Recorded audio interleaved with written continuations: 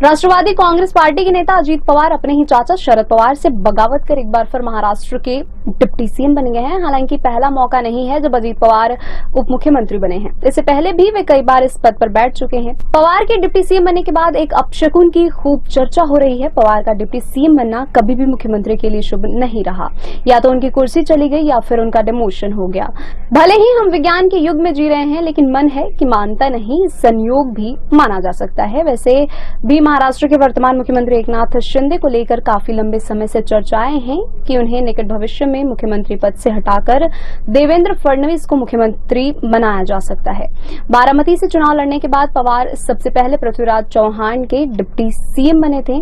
पहली बार 11 नवंबर 2010 को, दूसरी बार 7 दिसंबर 2012 को।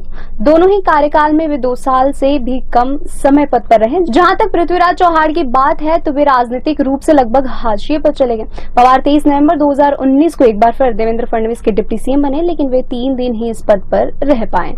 फडणवीस भी मुख्यमंत्री नहीं रह पाए। समय का चक्र ऐसा चला कि फडणवीस को नहीं चाहते हुए भी एकनाथ शिंदे को डिप्टी सीएम बनना पड़ा। 30 दिसंबर 2019 को अजीत पवार को फिर डिप्टी सीएम की कुर्सी मिली। एक बार फिर मुख्यमंत्री शिवसेना नेता उद्धव ठाकरे थे। करीब 2.5 साल ठाकरे की सरकार चली और शिवसेना में ही बगावत के चलते उनके हाथ से कुर्सी छिन गई।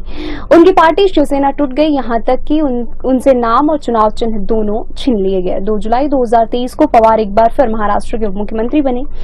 इस बार मुख्यमंत्री एकनाथ शिंदे हैं। यदि अब एकनाथ शिंदे के साथ कोई अनहोनी होती है तो एक बार फिर इस बात पर मुहर लग जाएगी कि अजीत पवार वाकई मुख्यमंत्री के लिए शुभ नहीं होते। पवार मुख्यमंत्री के लिए अनलकी हो, लेकिन खुद के लिए तो लकी रहे हैं, क्योंकि बार बार डिप्टी सीएम पद उनकी झोली में आ गिरता है।